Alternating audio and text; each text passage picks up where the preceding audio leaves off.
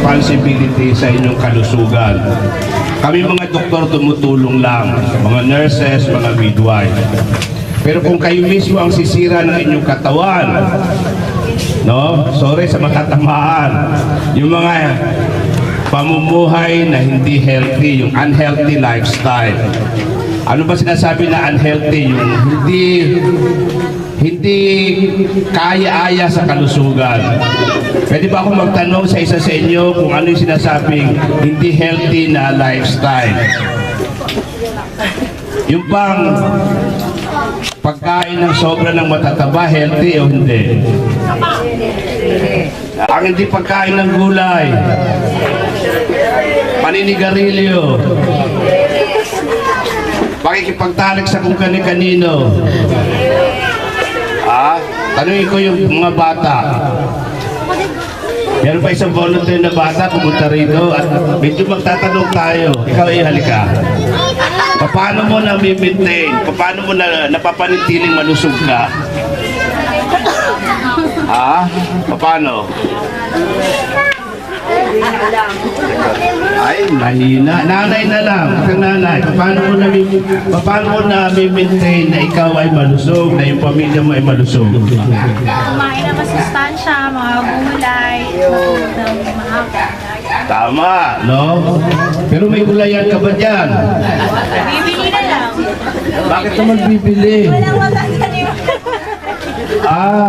Dun sa Sampaloc ako, tinuruan ko sila na pwede kayong magulayan sa mga bote ng Coke na plastic,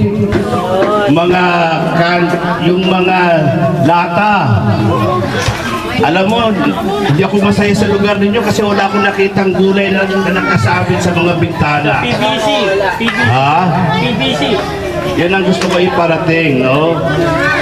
Na hindi natin sasabihin na walang lugar. Gamitin natin yung mga recycled containers. No? So, sana makakatipid kayo kung meron na kayong kamatis dyan sa inyong harapan ng bahay.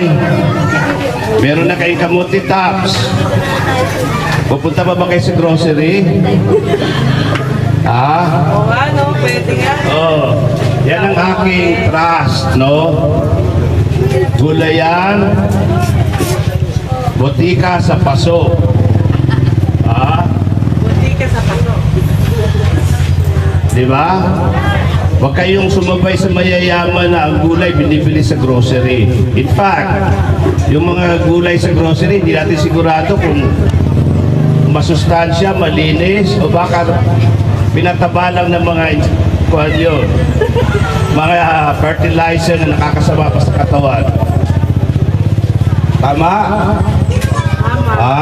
So next time, mag-initiate tayo ng vegetable gardening dito sa lugar ninyo.